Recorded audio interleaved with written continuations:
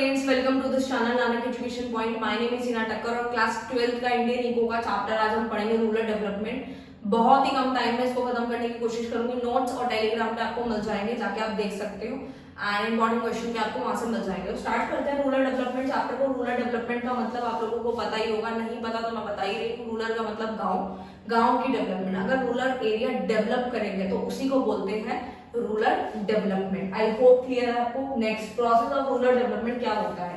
Development of human resource. अगर हमारा human resource है यानी कि एजुकेशन और हेल्थ अगर डेवलप हो जाएगी, मतलब अच्छी एजुकेशन होगी, अच्छी हेल्थ होगी, तो कहीं ना कहीं हमारा डेवलपमेंट होगा ही होगा रूरल एरिया का।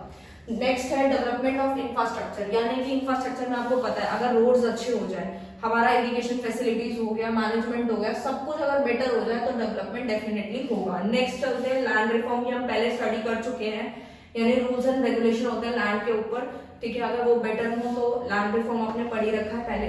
फोर्थ है एलिवेशन ऑफ पॉवर्टी, आपने पॉवर्टी वाले चैप्टर में पढ़ा होगा।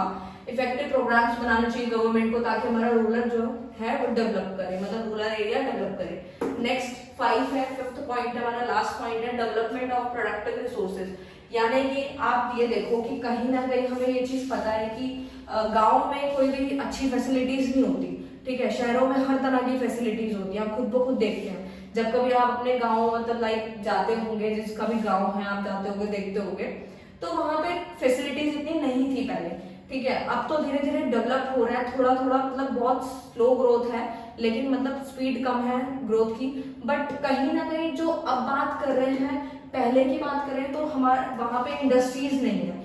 देखते हो कि माइग्रेशन क्यों होता है, वहां पे अच्छी इंडस्ट्रीज नहीं है, कंपनीज नहीं है, अच्छी स्कूलिंग नहीं है, इस तरीके से फैसिलिटीज बिल्कुल भी नहीं है, जिसकी वजह से वहां से लोग जो है वो माइग्रेट कर जाते हैं अपनी अच्छी जॉब्स के लिए, ठीक है। तो आप यही देख सकते हैं अगर वहां पे भी फैक्ट्रीज लग जाए, अच्छी फैसिलिटीज हो जाए, तो हमारा जो गाँव है वो भी डेवलप हो सकता है। नेक्स्ट चलते हैं रूरल क्रेडिट पे। रूरल क्रेडिट मतलब, क्रेडिट का मतलब होता है उधार, ठीक है। फार्मर्स को नीड होती है, जैसे मैंने यहाँ पे लिखा भी है, in agriculture farmer strong need of for credit. उनको स्ट्रॉन्ग नीड होती है किसकी? उधार की, due to long time gap between crop sowing and realisation of income. फसल के उगने से लेकर उनको जब तक फसल के पैसे नहीं मिल जाते, इसके बीच में वो लोग खाली होते हैं, मतलब उनके पास कोई काम नहीं होता, तो वो वेले तो नहीं बैठेंगे, कमाना तो उनको भी है, घर तो उनको भी चलाना है, क्योंकि उनकी इतनी हाई इनकम तो होती नहीं है एग्रीकल्चर से। तो बेसिकली क्या होता है कि उनको पैसे की जरूरत होगी कोई और काम करने के लिए, तो उसी को बोलते हैं रूरल क्रेडिट। रूरल क्रेडिट के सोर्सेज दो हैं, एक होता है नॉन इंस्टीट्यूशनल और एक होता है institutional sources.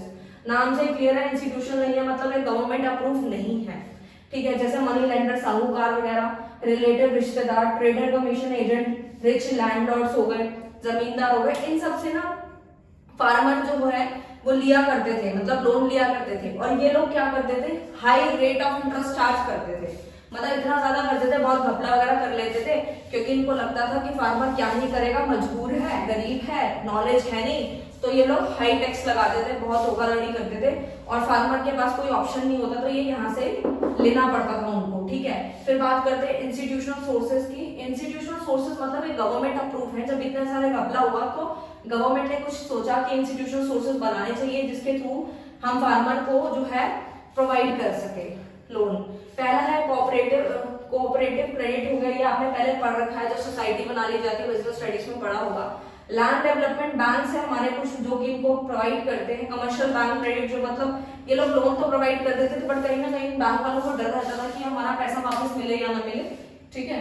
Reason rural bank से गवर्नमेंट भी प्रोवाइड करता था, लेकिन उनका इंटरेस्ट रेट जो होता था 6% पर एनम रहता था। नाबार्ड आपको पता है एपेक्स बैंक होता है, जो आरआरबी, कमर्शियल बैंक, ये सारी चीजों पे कहीं ना कहीं निगरानी रखता है कि सही तरीके से फार्मर्स को लोन्स मिल रहा है या नहीं मिल रहा, कोई घोटाला तो नहीं हो रहा, ये सारी चीजें देखते हैं।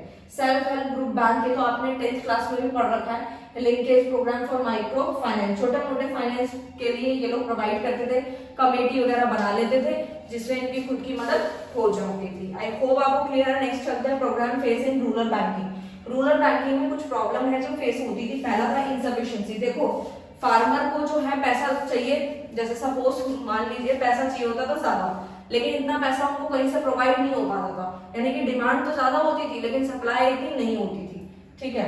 नंबर 2 है ग्रोइंग ओवरड्यूज। इसमें क्या होता है, गवर्नमेंट को फिर से कहीं ना कहीं डर रहता है कि हमारा पैसा मिले ना मिले, किसान दे पाएगा नहीं दे पाएगा, लेके कहीं भाग गया तो इस तरीके के डर रहता था, ठीक है।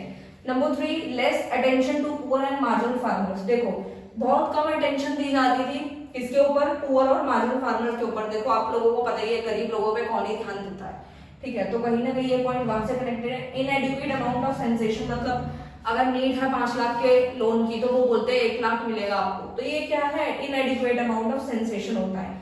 एग्रीकल्चर मार्केटिंग क्या होती है, is the process that involve assembling, storage, processing, transportation, packaging, grading, distribution of the different agriculture commodity across the country. Basically क्या होता है एग्रीकल्चर मार्केटिंग, आपको पता है कि पहले फसल उगती है, फिर उसको काटा जाता है, फिर उसकी साफ सफाई होती है, फिर उसको स्टोर करके रखना है। ये सारा पूरा प्रोसेस आप लोग पहले ऑलरेडी समझ चुके हैं, 8th क्लास से पढ़ते आ रहे हैं, तो बहुत सिंपल है, ठीक है। तो ये सारी चीज होती है, फिर उसको पैक किया जाता है, फिर ग्रेडिंग होती है। ग्रेडिंग आप लोगों को पता है, फॉर एग्जांपल राइस आप देखते होंगे, बासमती का चावल जैसे आप खाते होंगे तो देखते होंगे इसमें अलग अलग वेराइटीज होती है, मतलब बेसिकली क्वालिटी के बेसिस पे इसको वो करा जाता है, ठीक है। तो वो सब है। डिस्ट्रीब्यूशन होता है, फिर different agriculture commodity across the country. तो आई होप आपको एग्रीकल्चर मार्केटिंग क्लियर होगा। नेक्स्ट चलते हैं हम यहाँ वाले पॉइंट पे कि कौन कौन सी ऐसी प्रॉब्लम्स हैं जो कि फेस बाय फार्मर्स, यानी कि बेसिकली कुछ ये सारी प्रॉब्लम देखने के बाद कुछ गवर्नमेंट ने स्टेप लिए, उनका कुछ योगदान रहा था जिसकी वजह से फार्मर का जो बर्डन है वो कम हो जाए, ठीक है। तो सबसे पहला है रेगुलेटेड मार्केट, मतलब रूल्स रेगुलेशंस बनाए गए ताकि कुछ फार्मर को इतनी ज्यादा दिक्कत ना हो, मतलब वेयर हाउसिंग फैसिलिटीज हो गई, नई नई मंडी खोल दी, इस तरीके से। नंबर 2 इज इंफ्रास्ट्रक्चर फैसिलिटीज, मतलब वही आता है उसके अंदर रोड्स अच्छे कर दिए और वेयर हाउसिंग, ताकि वो लोगों के पास अगर कोई अपनी खुद की स्टोर करने की जगह नहीं है, क्योंकि फसल जब सब कुछ कंप्लीट होगा तो कहीं ना कहीं तो उसको स्टोर करके रखना होगा, तो वो कहाँ स्टोर करेंगे। तो गवर्नमेंट कहती थी कि हम आपको प्रोवाइड कर देते हैं वेयर हाउस, वहां पे आप स्टोर कर सकते हो। नंबर 3 इज कोऑपरेटिव मार्केटिंग, जो फेयर प्राइसेस पे देते हैं। Number 4 is different policies instrument. MSP आप लोग 11th क्लास में माइक्रो में पढ़ चुके हैं। मिनिमम सपोर्ट प्राइस सेट कर दिया जाता है, गवर्नमेंट फिक्स करती है, बहुत इंपॉर्टेंट है, यहाँ से आपका 1 नंबर का क्वेश्चन आना बिल्कुल तय है। मिनिमम सपोर्ट प्राइस होता है कि गवर्नमेंट क्या करती है, मिनिमम प्राइस सेट कर देती है। जैसे कि मान लो 10 रुपए किलो के हिसाब से जो प्राइस फिक्स हुआ है, ठीक है, तो गवर्नमेंट कहती है इससे ज्यादा बेचो, आप 11, 12, 13 ज्यादा बेचो, लेकिन अगर कोई नहीं लेता तो हमको दे देना, हम आपसे परचेज कर लेंगे, आपका जो सामान है, जो भी कमोडिटी है वो खराब नहीं जाने वाली। तो इस तरीके से गवर्नमेंट ने अपना योगदान यहाँ पे दिखाया था, ठीक है।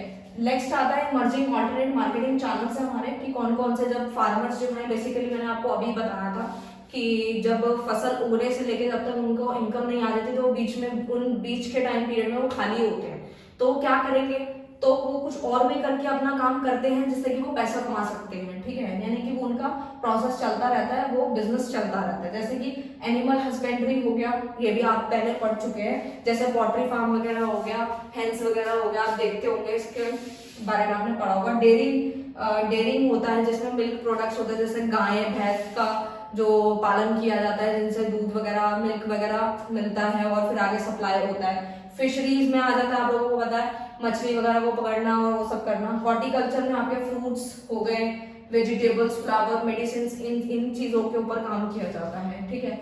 आई होप आपको ये सारी चीजें क्लियर होंगी। अगर कोई डाउट आता है तो कमेंट सेक्शन है ना, वहाँ पे आप कमेंट करके पूछ सकते हो, मैं डेफिनेटली आप लोगों का रिप्लाई दूंगी। एंड पूरा चैप्टर रिवाइज कर लेना, नोट्स आपको मिल ही जाएंगे। Thank you so much.